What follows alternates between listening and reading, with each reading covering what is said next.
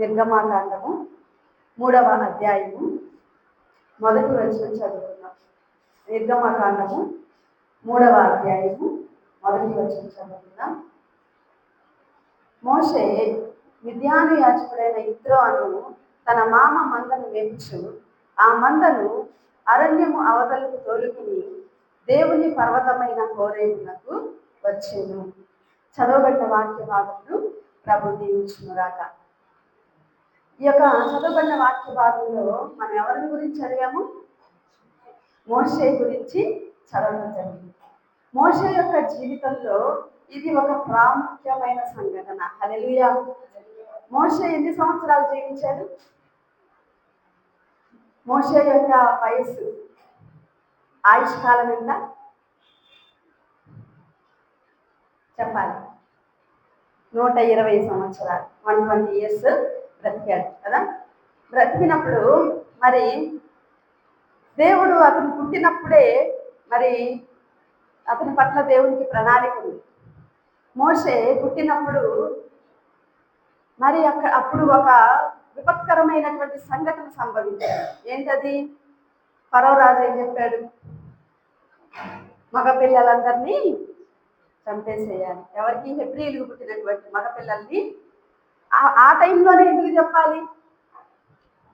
ముందు చెప్పొచ్చు కదా. విస్తరించబడుతున్నారు, మగపిల్లల్ని చంపాలి. ఎందుకంటే మోషే యొక్క పుట్టుకను అడ్డుకోవాలని సాతాను యొక్క పన్నాడు. మరొకరి జీవితంలో కూడా జరిగింది. ఎవరు?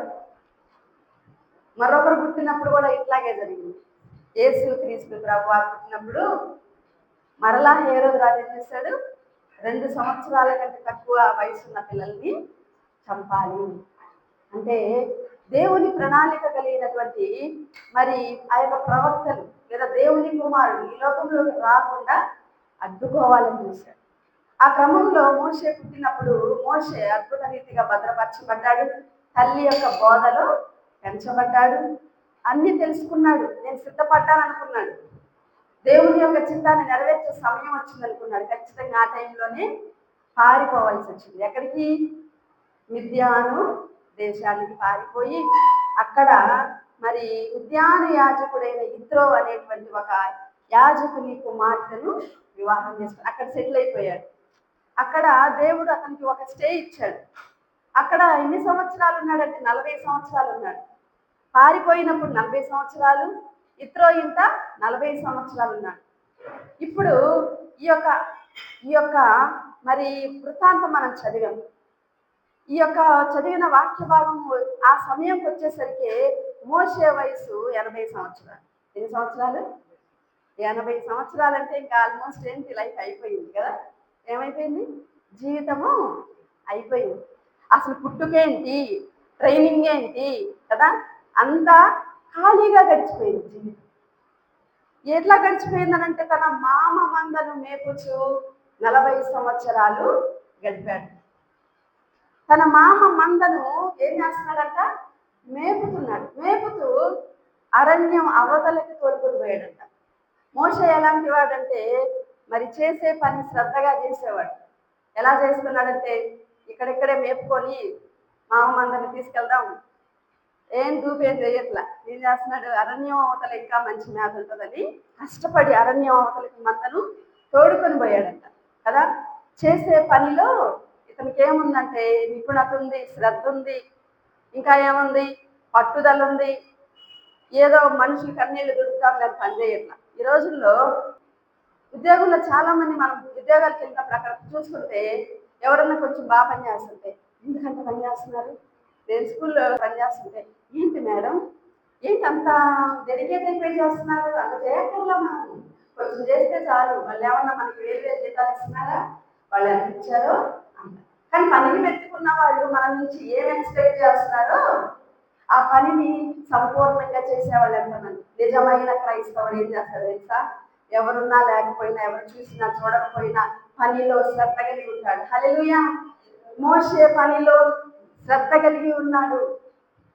శ్రద్ధగా పని చేసుకుంటూ అరణ్యం అవతలకు తోడుకొని ఆ మందని ఎక్కడికి వచ్చాడంట? అరణ్యం అవతలకి వెళ్ళగానే అక్కడ ఒకటి ఎదుర్కొన్నాడు. ఏంటంటే దేవుని పర్వతమైన హోరేబుకు వచ్చాడు. ఎక్కడికి వచ్చాడు? దేవుని పర్వతానికి వచ్చాడు. ఒక పక్క పని చేసుకున్నాడు, మరో పక్క ఎక్కడికి వచ్చాడు? దేవుని పర్వతానికి. ఈరోజు చాలా మంది పని పని పని పని, సంపాదన సంపాదన సంపాదన, ఉద్యోగం ఉద్యోగం ఉద్యోగం, ఇంకా పిల్లలైతే చదువు చదువు చదువు కదా. ఇదే ఇంకా సాయంత్రానికి వచ్చి అమ్మ ప్రార్థన ఉంది, విజ్ఞాపన ఉంది, ఆ బైబిల్ క్లాస్ ఉంది, స్వార్థ కూడికి ఉంది రెండంటే పొద్దునంతా కలిసిపోయేది. అలసిపోయి వచ్చాం మాస్టర్ గారు, మేమేమి రాగలం కదా. ఒక పెండ్లి విందుకు రాజు పిలిచాడంట, నా కుమారుడు పెండ్లి మీరు రండి అంటే అనేక మంది అనేక సార్లు చెప్పారు. ఒక అతను ఏం చెప్పాడంటే, నేను పొలం కొనుక్కున్నాను, పొలం వెళ్ళి దాని సంగతి చూడాలి. రాజకుమారుడి పెళ్లి పద్దాకులు వస్తుందా? రాజకుమారుని యొక్క పెళ్లి సంవత్సరం పొడుగుతా వస్తుందా? పని ఎప్పుడు ఉంటుంది? సంవత్సరం పొడుగుతా పని కదా. కానీ దేవుడు ఆహ్వానిస్తున్నప్పుడు, పిలుస్తున్నప్పుడు పని అనే సాకు చెప్పకూడదు. ఒక పక్క పని చేసుకుంటూనే మరలా ఎక్కడికి రావాలి? దేవుని సన్నిధికి రావాలి. దేవుని పర్వతమైన హోరేబుకు మోషే వచ్చినట్లుగా మనం చూస్తున్నాం. మందం వేపుకుంటున్నానులే అని దాని మీదే పడిపోలా. ఇది దేవుని పర్వతం అని చూశాడు, పొద కాలడం చూశాడు కదా. దేవుని దర్శనాలను చూస్తున్నాడు. నీ జీవితంలో ఈ రెండు విభాగాలు ఉన్నాయి. ఒక పక్క పని చేసుకోవాలి, అది ఇంటి పని అయినా ఉద్యోగమైనా ఏ పని అయినా సరే. మరొక పక్క దేవుని సన్నిధిని నిర్లక్ష్యం చేయకూడదు. మరొక పార్ట్ నీ జీవితంలో అది పనే పనే పనే అనుకుంటూ, ఒకవేళ మోసే కనుక ఆ మందం పెట్టుకుంటూనే ఉన్నాడంట, దేవుని పర్వతానికి రాకపోతే ఇక్కడ జరిగినటువంటి పరిస్థితి ఎన్కౌంటర్ ఒకటి జరిగింది దేవుడితో. తెలుసా మీ అందరికీ వృత్తాంతం? కాలుచున్న పొదలో నుండి దేవుడు మోషేను దర్శిస్తాడు. మోషేను దర్శించి ఎక్కడికి వెళ్ళమంటాడంటే, ఐగుప్తులోనికి వెళ్ళిన ప్రజలను బానిసత్వం నుండి విడిపించు. హల్లెలూయా. మోషే పుట్టింది ఎందుకు? విడిపించడానికి. రక్షకునిగా పుట్టాడు, ప్రవక్తగా ఉండడానికి పుట్టాడు, మంద కాపరిగా ఉండడానికి పుట్టలేదు. నువ్వు టీచర్ అయినా, డాక్టర్ అయినా, ఎటువంటి పనిలో ఉన్నా ఆ పని కొరకు నువ్వు పుట్టలేదు, దేవుని కొరకు పుట్టావు. హల్లెలూయా. కాబట్టి నీవు ఈ లోక సంబంధమైన పని ఎంత చేసుకున్నా కూడా నీ పర్పస్, నీ ఉద్దేశం, దేవునిలో నీకున్న ఉద్దేశం ఏంటి, దాన్ని నిర్లక్ష్యం చేయకూడదు. ఒకవేళ మోసే కనుక మందలో మేపుకుంటూ వెళ్ళాడు అనుకో, ఆ ప్రవక్త అయ్యేవాడా? ఆ నాయకుడు అయ్యేవాడా? ఆ ఉన్నత స్థానం చేరుకునేవాడా? దేవుడు తన పట్ల కలిగి ఉన్న ఉన్నత ఉద్దేశాలకి వెళ్ళేవాడా? వెళ్ళడు. నీ పనిలో నీకు ఉన్నత స్థాయి లేదు. పొట్ట పోషించబడుతుంది, అవసరాలు తీరుతాయి, పక్క వాళ్ళకి ఉన్న వస్తువులు నీకు ఉంటాయి, అన్నీ ఉంటాయి.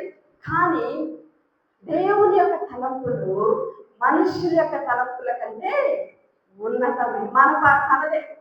మన లైఫ్ ఎలా ఉంటుందంటే, ఎప్పుడు చూడు పక్క వాళ్ళకి సోఫా ఉంది, నాకు సోఫా కావాలి, పక్క వాళ్ళకి ఫ్రిడ్జ్ ఉంది, నాకు ఫ్రిడ్జ్ కావాలి. ఫ్రిడ్జ్ వచ్చేస్తే ఆ రీచ్ అయిపోయాను, నా డెస్టినేషను అది కాదు. దేవుడికి నీవు కలిగి ఉన్న తలంపుల కంటే దేవుడు ఉన్నతమైన తలంపులు కలిగి ఉన్నాడు. హల్లెలూయా.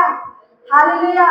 యెషయా గ్రంథంలో అంటాడు, భూమి కంటే ఆకాశం ఎంత ఉన్నతంగా ఉన్నదో మీ పట్ల నా తలంపులు అంత ఉన్నతమైన. భూమి కింద, ఆకాశము మనం వెళ్ళి తాకలేదు కదా. అంటే నీ ఆలోచనలు ఏమో భూమి మీద ఉన్నాయంట.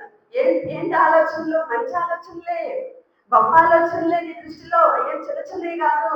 గొప్ప స్థాయికి చేరుకోవాలని నువ్వు ఆలోచన చేస్తున్నావు.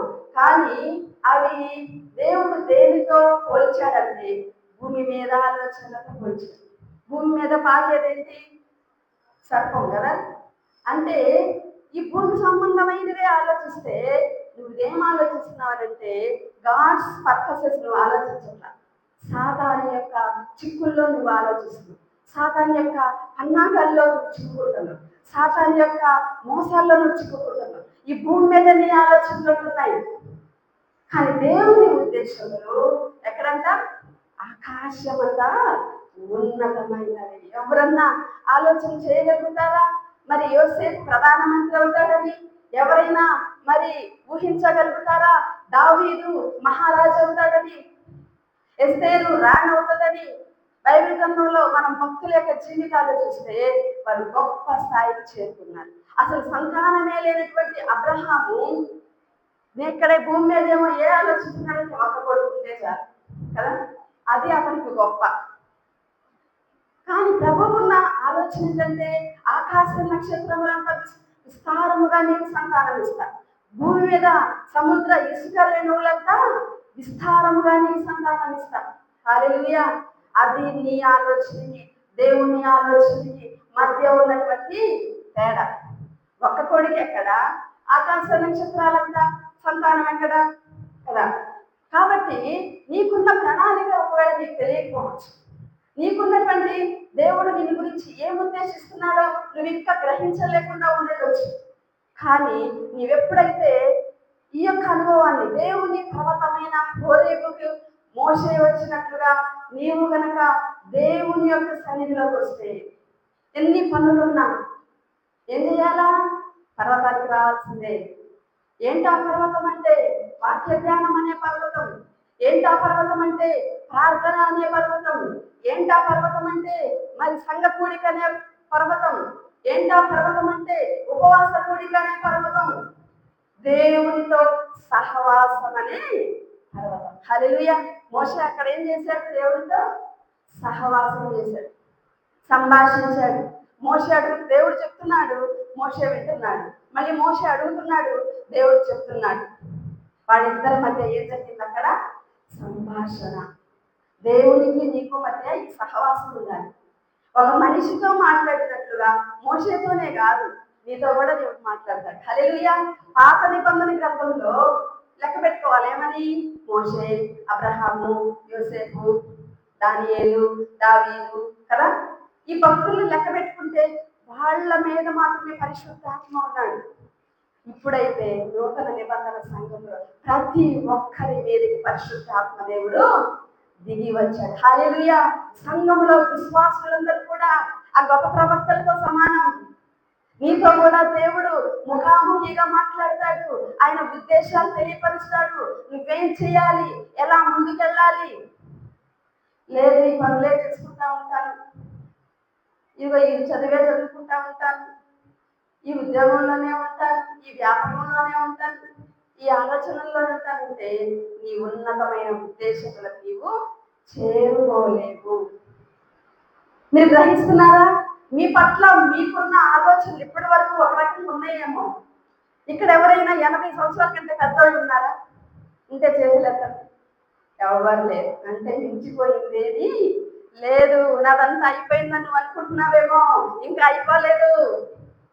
మోషేను 80 సంవత్సరాల వయసులో దేవుడు దర్శించాడు. నిన్ను ఎప్పుడు దర్శిస్తాడో తెలియదు. ఆయన నిన్ను దర్శించినప్పుడు నువ్వే అనుభవంలో ఉండాలంటే గ్రహించే అనుభవం ఉండాలి. దేవుని పర్వతం దగ్గర నువ్వు ఉండాలి. ఎక్కడెక్కడికో పోయి ఉంటానంటే అక్కడికి దేవుడు వచ్చి దర్శించు. ఎక్కడికి వచ్చి దర్శిస్తాడు? పర్వతము. దేవుని పర్వతం దగ్గర నువ్వు కలుసుకుంటావు. ప్రతి దినము ఇవి పర్వతంకి వెళ్ళాలి. ప్రతి ఆదివారము ఈ పర్వతంకి వెళ్ళాలి. ప్రతి నియామక కూడికకు ఈ పర్వతానికి వెళ్ళాల్సిందే. ఎప్పుడు దర్శిస్తాడో నీకు తెలియదు. ఆయన సమయం వచ్చినప్పుడు, అది ఎన్ని సంవత్సరాలు అనేది మనకు తెలియదు, కానీ తప్పకుండా ఒక టైం నీకు వస్తుంది. ఆ టైంలో దేవుడిని దర్శిస్తాడు. హల్లెలూయా. దర్శించి గొప్ప కార్యాల కొరకు నీవు వాడుకుంటాడు. కాబట్టి ఆ టైమింగ్స్ నువ్వు మిస్ అవ్వద్దు. ఆ నియామక కూడికలను నువ్వు మిస్ అవ్వద్దు. యెషయా గ్రంథంలో అంటాడు, నియామక కూడికలకు ఎవరు రారు, ఆదివారం అయితే వస్తారు. ఆదివారం బ్లెస్సింగ్స్ కావాలి, కానీ నియామక కూడికల్లో, విజ్ఞాపనలో, ప్రార్థన ఎంతమంది ఇష్టపడుతున్నారు? బైబిల్ స్టడీ ఎంతమంది ఇష్టపడుతున్నారు? సువార్తను ప్రకటించడానికి ఎంతమంది ఇష్టపడుతున్నారు? ఒక్క రోజు మిస్ అయ్యాడు. ఎవరో తెలుసా? ఎవరు చెప్పండి, మీకు తెలిసి చెప్పండి. ఒక రోజు మిస్ అయ్యాడు ఫెలోషిప్. ఎవరు చెప్పండి? మన భారతదేశానికి వచ్చిన అపోస్తలుడు తోమా గారు ఒక రోజు మిస్ అయ్యాడు. ఆ రోజే ప్రభు వాళ్ళ మధ్యలోకి దిగాడు. రోజు ఇలాగే ప్రార్థన చేసుకుంటున్నారు. ఆ రోజు జరిగే ప్రార్థన కదలే అనుకుంటున్నారు ఆయన. ఏమవుతుందిలే ఒక రోజు వెళ్ళకపోతే. ఆ రోజే ఏమైంది? తలుపులన్నీ వేసే ఉన్నాయి, కిటికీలన్నీ వేసే ఉన్నాయి. ఆయన మధ్యలో ప్రత్యక్షమయ్యాడు. హల్లెలూయా. ప్రభు నిన్ను దర్శించే కాలం నువ్వు ఎరగాలి. మరి యేసు ప్రభు వారు యెరూషలేము దగ్గరికి వచ్చి యెరూషలేమా యెరూషలేమా నువ్వు ప్రభువు దర్శించిన కాలాన్ని నువ్వు ఎరగలా. నేను వచ్చాను, నిన్ను దర్శిస్తున్నాను, నిన్ను కోడి తన పిల్లలు రెక్కల కింద చేర్చుకున్నట్లుగా నిన్ను చేర్చుకోవాలని, నిన్ను ఆదరించాలని, నిన్ను బలపరచాలని నేను నీ దగ్గరకు వచ్చా. నువ్వేమో గుర్తుపట్టట్లా. ఏం చేయట్లేదంట? గుర్తుపట్టట్లా. నువ్వెవరివి? ప్రవక్తవా? నువ్వెవరివి? ఇర్మియావా? ఏలియావా? అయితే చెప్పు, అసలు నీకు ఎవరిచ్చారు ఈ అధికారం? ఎందుకు ఇలా చేస్తున్నావు? ప్రశ్నలు, అనుమానాలు కదా, అపనిందలు. ప్రభువుని దర్శించిన కాలము, నిన్ను దర్శించిన కాలం నువ్వు ఎరగలేదు, నీ ఇల్లు నీకు విడవబడును. అలాంటి అనుభవం గొప్పదా? ప్రభువు దర్శించినప్పుడు ఆ దర్శనాన్ని పొందుకొని దేవుడు ఏ పని అప్పగిస్తున్నాడో, ఎటు పంపిస్తున్నాడో, ఏ ఉన్నత కార్యం సిద్ధపరుస్తున్నాడో అది మంచిదా? కాబట్టి ఒక్కరోజు మిస్ అయిపోయాడు తోమా. ఆ రోజు ఏమైంది? ప్రభువాన్ని దర్శించాడు. ఒక డౌటింగ్ థామస్ గా మిగిలాడు. అయితే ప్రభు కృప చూపించి ఇంకెప్పుడు నీవు అవిశ్వాసం అయి ఉన్నది. ఎందుకు వచ్చింది అవిశ్వాసం అంటే? సహవాసంలో లేడు. ఎందుకు వస్తుంది నీకు అనుమానం అంటే? సహవాసంలో లేడు. ఎందుకు వస్తుంది నీకు దిగులంటే? సహవాసంలో లేవు. ఎందుకు వస్తుంది నీకు బాధ అంటే? సహవాసంలో లేవు. ధైర్యం ఎందుకు లేదు నీకంటే? సహవాసంలో లేవు. ఎవరైతే సహవాసంలో ఉంటారో వారు విశ్వాసంతో ఉంటారంట. హెబ్రీయులకు రాసిన పత్రిక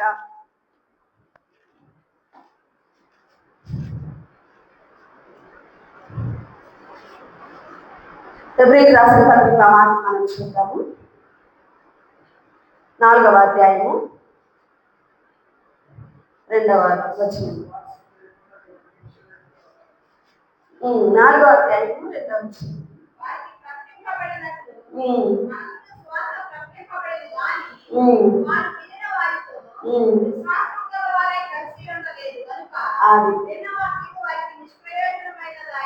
సహవాసంలో లేరంట, విశ్వసించిన గుంపులో లేరంట.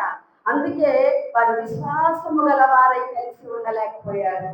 వాక్యము కూడా ఏమైపోయింది? నిష్ప్రయోజనం. ఏంటండి? వాక్యము నిష్ప్రయోజనం అయిపోయింది. 4 రకాల నేలల్లో వాక్యం పెడితే కదా ఒక్క నేలే ఫలించింది, మిగతా 3 నిష్ప్రయోజనం అయిపోయింది. ముళ్ళ పొదల్లో ఐహిక విచారాలు, ఏమి తినాలి, ఏమి త్రాగాలి, ఏమి ధరించుకోవాలి, ఈ ఐహిక విచారాలతోనే కొంతమంది నిష్ప్రయోజనం అయిపోతుంది. ఎందుకు? వాటిలోనే పడిపోయి సహవాసానికి రావట్లా. కొంతమంది ఈ ఎట్లాగున్నారు? రాతి నేల, గర్వము, కఠిన హృదయము, లోబడనల్లని స్వభావము, మేమెందుకు రావాలి, రండమ్మా అంటే మేమెందుకు రావాలి అనుకునేవాళ్ళు కొంతమంది. కొంతమంది ఉంటారు, నువ్వు పిలిస్తే నేను రాను, నేను రావాలనిపిస్తే వస్తా కదా. కొంతమందికి ఏంటది? లోబడనల్లని స్వభావము, కఠిన హృదయము, కఠినత్వము. అక్కడికి వెళ్తే నాకేమొస్తుంది అనేటువంటి కఠినత్వము.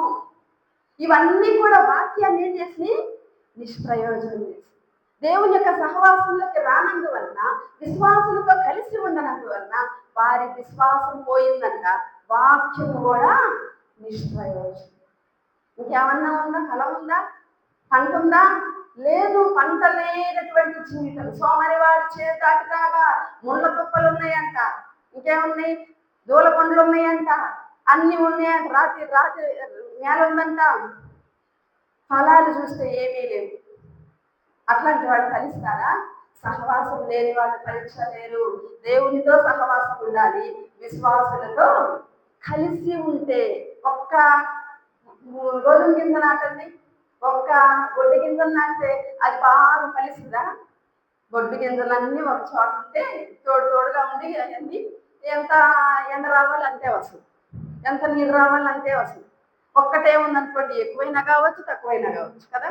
కాబట్టి సహవాసంలో ఒక భద్రత ఉంది, సహవాసంలో ఆశీర్వాదం ఉంది, సహవాసంలో ఫలించే అనుభవం ఉంది.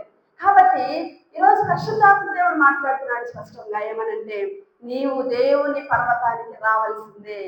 నీవు ఫలించాలంటే, నీ జీవితం పట్ల నాకున్న ఉన్నతమైన ఉద్దేశములు నెరవేర్చబడాలంటే నీవు దేవుని పర్వతం అనే అనుభవంలోనికి రావాలి. 80 సంవత్సరాల వయసులో మోషే వచ్చి ఏమంటున్నాడంటే, నేను ఎట్లా పోతున్నాయా ఇప్పుడు? నా నాలుగు ఏమైపోయింది? మందమైపోయింది, నత్తి వచ్చిందంట. ఒకప్పుడైతే మాటలు ఏదో నేర్పరని రాయబడింది రాసిన పత్రిక.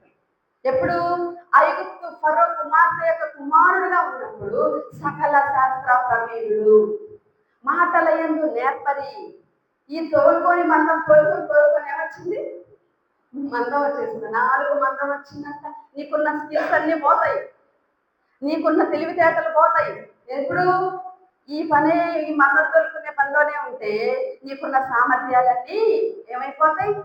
తొలగిపోతాయి. అయితే ఎప్పుడైతే ఈ మోషే దేవుణ్ణి కలుసుకున్నాడో, దేవుడు అప్పగించిన పనిని చేపట్టాడో, తర్వాత వెళ్ళి ఏం చేశాడు? ప్రవచనాలు చెప్పాడు, ప్రార్థన చేశాడు, రాజులతో మాట్లాడాడు, అధికారులతో మాట్లాడాడు. నిజంగా అక్కడికి వెళ్ళినప్పుడు అతనుకున్న నత్తి పోయింది. ఒకసారి నత్తిగా మాట్లాడితే రెండోసారి ఇతను నా దగ్గర పంపొద్దంటాడు. అది అంతే కదా, అంటాడా లేదా? అతని నత్తి తొలగిపోయింది. హల్లెలూయా. ఎప్పుడైతే దేవుని ప్రణాళికలోకి నీ వస్తావో, నీ బలహీనతలేంటో అవన్నీ ఏమైపోతాయి? తొలగిపోతాయి. నీ సామర్థ్యాలు మరలా నీకు వస్తాయి. నీవు ఒక అర్హమైన పాత్రగా సిద్ధపరచబడతావు. పనికిరాని పాత్రగా నీవు ఉండవు, పనికిరాని నేలగా నువ్వు ఉండవు. ఎప్పుడైతే ఆ పర్పస్ లోకి నువ్వు వస్తావు, దేవుడు అప్పగించిన విజన్లోకి నువ్వు వస్తావు, నువ్వేమవుతావో తెలుసా? మరలా ప్రయోజనకరమైన పాత్రగా మార్చబడతావు. మోషే జీవితంలో అనుభవం కూడా వెళ్ళాడు. మోషే ఎంతమందికి తీర్పునిచ్చాడు? లక్షల మందికి, 20 లక్షల మంది ఉంటారంట, ఇంకా ఎక్కువే ఉంటారంట కదా. 6 లక్షల కాలువలకు 20 లక్షల కంటే ఎక్కువ ప్రజలు, వారందరికీ ఏం చేశాడు? ప్రతి దినము తీర్పునిచ్చాడు. నచ్చిందా తీర్పు తీర్చాడా? ఒకరోజు తీర్పు తీర్చి ఏమంటారు? నాకు ఈ జడ్జిమెంట్ వద్దు, నాకు ఈ జడ్జి పదవి వద్దు, నేను ఈ బాధ పడలేనంటారు కదా. అంటారా లేదా? నత్తిపై ఎంతసేపు అని మాట్లాడతాడు. అతనిగా నత్తి లేదు. 20 లక్షల మంది ప్రజలకు ఏం చేస్తా వచ్చాడు? డైరెక్ట్ చేస్తా వచ్చాడు, గైడెన్స్ ఇస్తా వచ్చాడు, దేవుని యొక్క ప్రవచనాలు చెప్తూ వచ్చాడు, రాజుల అధికారులు గద్దిస్తా వచ్చాడు, హెచ్చరిస్తా వచ్చాడు, ప్రార్థిస్తా వచ్చాడు, ప్రవచిస్తా వచ్చాడు. అంతా నోటితోనే పని. తన యొక్క సామర్థ్యం మరలా తను ఇంకా ఎక్కువగా పొందుకున్నాడు. హల్లెలూయా. నీ జీవితంలో నువ్వు పనికిరాని పాత్రగా మిగిలిపోవడం దేవుని చిత్తం కాదు. ప్రయోజనకరమైన పాత్రగా నువ్వు సిద్ధపరచబడాలి అని ఈరోజు పరిశుద్ధాత్మ దేవుడు మీతో మాట్లాడుతూ ఉన్నాడు. ఈరోజు నేను చెప్తున్నాడంటే ఒక్కరోజు కూడా నువ్వు మిస్ అవ్వద్దు. నేను నిన్ను దర్శించే కాలంలో నువ్వు అందుబాటులో ఉండు. నేను నిన్ను వాడుకుంటాను, నిన్ను లేవనెత్తుతాను, నిన్ను ఒక ఉన్నతమైన స్థానంలో నిలబెడతాను, ప్రయోజనకరమైన పాత్రగా చేస్తాను. నువ్వు అనుకునే స్థితి కాదు నీకు, నీ యొక్క గోల్స్ కాదు, నా ఉద్దేశములు ఉన్నతమైనవి. కాబట్టి పరిశుద్ధాత్మ దేవుడు ఈ రోజున ప్రతి ఒక్కరిని కూడా హెచ్చరిస్తున్నాడు. ఒక్క సింగిల్ డే కూడా మిస్ అవ్వదు. విశ్వాసంతో కలిసి ఉండండి. దేవుని పర్వతానికి రండి. దేవుని పర్వతంలో దేవునితో సహవాసం చేయండి. మీ పట్ల దేవుడు కలిగి ఉన్న ఉద్దేశములు చాలా గొప్పవి, ఉన్నతమైనవి, చిన్న చిన్నవి కాదు. అది సమయం ఇంకా మించిపోలేదు, ఇంకా సమయం ఉంది. హల్లెలూయా. ఇంకా ప్రభు నిన్ను దర్శించే కాలం ముందుంది. ఈరోజు పరిశుద్ధాత్మ హెచ్చరిస్తున్నాడు. నువ్వు మిస్ అయ్యావనంటే నీ జీవితంలో ఉన్నతమైన ఉద్దేశంలో మిస్ అవుతావు. కాబట్టి ఒక సీరియస్నెస్ ఉండాలి. దేవుని సన్నిధికి వెళ్ళడానికి ఒక సీరియస్నెస్ ఉండాలి. నేను మా నాన్నగారి జీవితంలో మరి సాక్ష్యం చేస్తున్నాను. ఒక్క రోజు కూడా మిస్ అవ్వదు. ప్రతిరోజు వాక్యం చదవాల్సిందే, ప్రార్థన చేయాల్సిందే, నియామక గుడికి వెళ్ళాల్సిందే, ఎక్కడ ప్రార్థన అక్కడికి వెళ్ళాల్సిందే. పెళ్ళి ఉందిరా అంటే నేను పెళ్లికి రాలేను, నేను ప్రార్థనకి వెళ్ళాలంటారు. ఫలానా ఫంక్షన్ ఉంది రమ్మంటే నేను దానికి రాలేదు. ఎందుకో తెలుసా? ఈ రోజు మా చర్చిలో విజ్ఞాపన ఉంది. విజ్ఞాపన మానుకుంటారా? పెళ్లి మానుకుంటారా? కానీ మా నాన్నగారి జీవితంలో ఆ శ్రేష్టమైన అనుభవాన్ని చూశాను. ఆయన చేసిన ప్రతి పనిని దేవుడు దీవించాడు, మా అందరికీ రక్షణ ఇచ్చాడు, పరిచర్యలో వాడుకుంటున్నాడు. కారణం ఏంటంటే ఆయన ఏమి గొప్ప గొప్ప కోరుకోలేదు. నా పిల్లల్ని అభిషేకించని అడగలేదు, సేవలో వాడుకోమని అడగలేదు, అది కావాలని అడగలేదు, ఇది అడగలేదు. ఆయన చేసిన పని ఏంటంటే దేవుని సన్నిధిలో ఆనందించాడు, దేవుని సన్నిధిలో కనపడ్డాడు. హల్లెలూయా. ఉదయం ఉద్యోగం చేసుకునేవాడు, సాయంత్రం 5ంటికి ఇంటికి వచ్చి ఫ్రెష్ అప్ అయ్యి టీవీలో రేడియోలో వాక్యం విని మరలా ఏమైనా పనులు ఉంటే చూసుకొని మరలా చర్చి, మరలా ప్రార్థనకి. కాబట్టి ఒక ఎగ్జాంపుల్గా మాత్రమే నేను ఈ విషయాన్ని మీతో పంచుకుంటున్నాను. నీ జీవితంలో అలాంటి అనుభవం నీకుంటే ఒక ట్రాక్లో వెళ్ళిపోద్దామండి. ఎక్కడికి వెళ్ళిపోతాయిగా? గమ్యానికి వెళ్ళిపోదు కదా. ట్రాక్ తప్పింది అనుకోండి, అప్పుడు ఎక్కడ ఉందో అక్కడే ఉంటుంది. ఎక్కడ వేసిన గొంగడి అక్కడే అన్నట్లుగా ఉంటుంది. కాబట్టి ఆ ట్రాక్లోకి రావాలి. ఒక నియమం దేవుడు పెట్టాడు, ఆ నియమ ప్రకారం పోరాడాలి. సొంత ఇష్టానుసారంగా ఉండకూడదు. సంఘ క్రమంలోనూ ఉండాలి, వాక్య క్రమంలోనూ ఉండాలి. పరిశుద్ధాత్మ దేవుడు నడిపించే క్రమంలో నీవు ఉంటే నీ జీవితం ఫలిస్తుంది. హల్లెలూయా. నీ జీవితంలో ఉన్నతమైన ఉద్దేశాలు నెరవేర్చబడతాయి. ఇక్కడున్న ఒక్కొక్కరు రేపొద్దున ఏం గొప్ప కార్యాలు చేస్తారో మనం వేచి చూడాలి. ఇప్పుడు ఈ నియమంలో నువ్వు పోరాడినప్పుడు, ఈ నియమ ప్రకారం ముందుకెళ్ళినప్పుడు. కాబట్టి పరిశుద్ధాత్మ దేవుడి రోజు మరి ఒక్కొక్కరిని దర్శిస్తూ ఉంటుండగా ఒక తీర్మానంతో ముందుకెళ్లాల్సిందిగా యేసుక్రీస్తు ప్రభువు నామములో మనవి చేస్తూ ముగిస్తూ ఉన్నాను.